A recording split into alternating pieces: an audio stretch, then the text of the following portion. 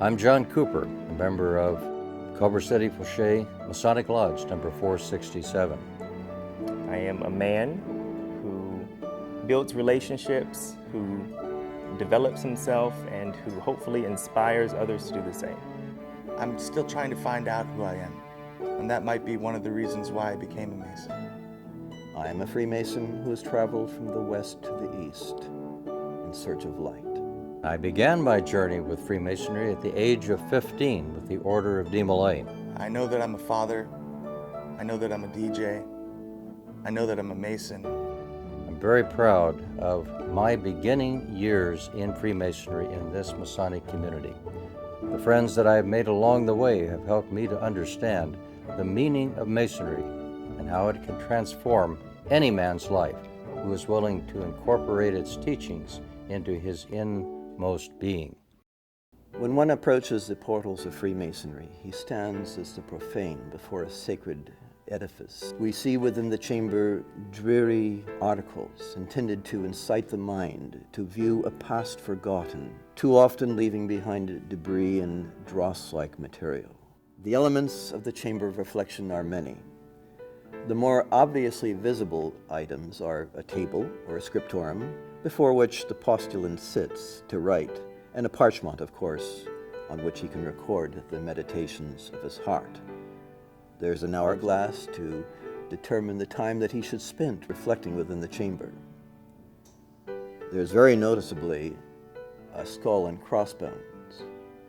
These represent the fact that we are all reduced to the same state at death, and we are all equal. We are all at one and the same upon death. There are smaller items noted: salt, mercury, and sulfur. These can represent our most crystalline aspects of our nature. Somewhere on the wall, there is posted a sign. It's an acronym called vitriol, and it's a Latin term that tells us we need to penetrate the deepest aspects of our soul. Indeed, the chamber is dark and melancholy, but with faith devout, we will one day see it transform, even as we ourselves transform. We look back, and there were Masons way back at the time of the Depression, and they hung in to keep this lodge together. They made great sacrifices to make sure that they passed on the legacy of this lodge to future generations. It's a very special lodge here at Culver City Fauché. Not only is it historically significant in its beauty and its architecture, but also the type of people that gravitate towards this lodge are very diverse philosophically, and I think it's a very special place. I happen to enjoy this lodge because of all the great members, the different types of people I have met and I keep on meeting. Well, the emphasis, I think, at Culver City Fauché Lodge is promoting an esoteric or a deeper form of self-transformation that is available in the degrees. I think that the founders of Masonry were in line with these ideals, and I think that those concepts are reactivated or promoted to a higher degree at this lodge. Freemasonry is a journey, and a journey that is accompanied by friends and brothers along the way. We learn from one another about Freemasonry in a workshop, and a Masonic Lodge is a workshop.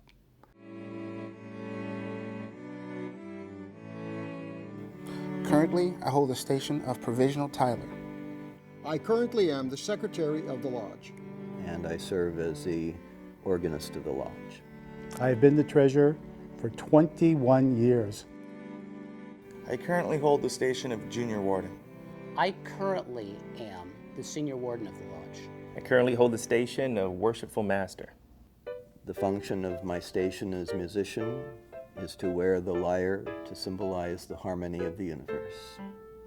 I assist the Worshipful Master in bringing the lodge from labor to refreshment and from refreshment to labor again. My function as the secretary is to observe the will and pleasure of the Worshipful Master. The symbol of my station is the keys. The senior warden's responsibilities include assisting the Worshipful Master in opening and closing his lodge, and also monitoring the educational process of the candidates.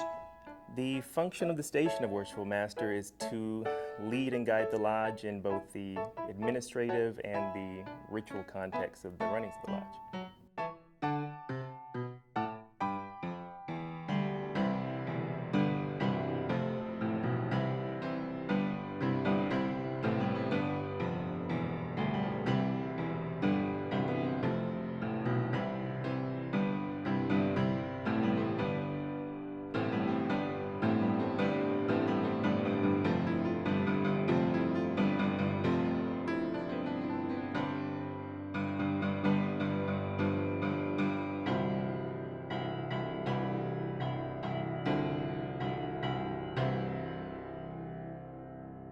I am a man who promotes ideals, that builds relationships, and who develops himself in a way that hopefully inspires others to do the same.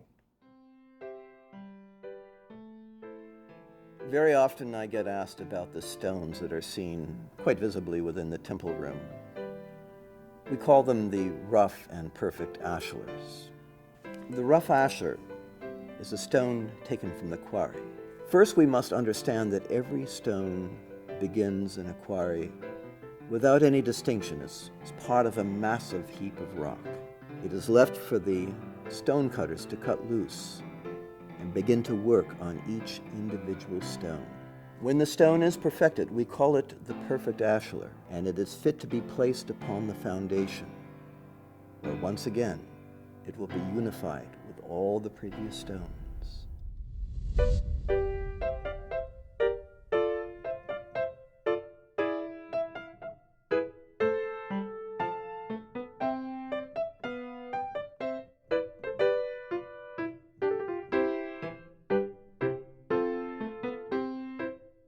Them good old days, that it is a sign of old age. Well, I am 78 and a half as I write this, and that age is not exactly in the Boy Scout age. And I shall enjoy thinking back on the days in Masonry when there was so much genuine brotherhood and clean and close friendships. But about Culver City Lodge, there are 20 of us charter members. Minimum requirement for dispensation to open a lodge of free and accepted Masons. That was in 1917. Time flowed onward and Culver City Lodge and its brothers moved forward with it. Up to the year 1928, when that cornerstone for the temple was laid and the building was erected. Some years later, we merged with another within the same jurisdiction, James A. Fauché Lodge, number 641. Another group of fine fellows who had been active in Southern California since their sojourn there from the home in the San Francisco Bay Area had brought them to our sunny clime.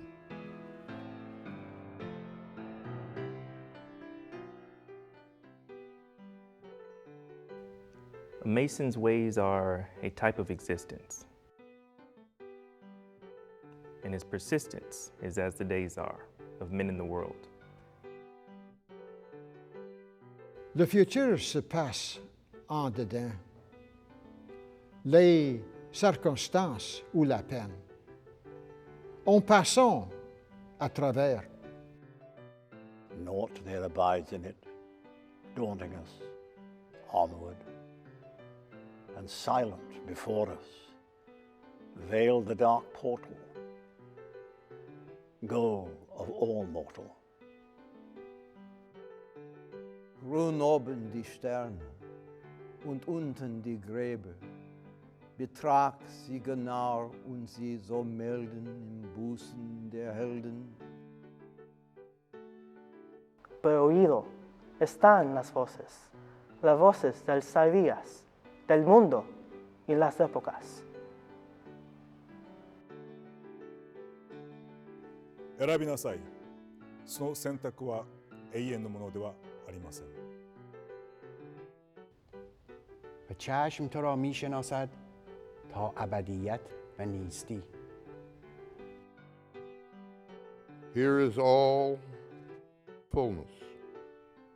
Ye brave to reward you. Work and despair not. This is John Cooper again, and I trust that you have enjoyed your journey through Culver City Fauché Masonic Lodge, and that through it you've learned something about how Freemasonry is alive in this place.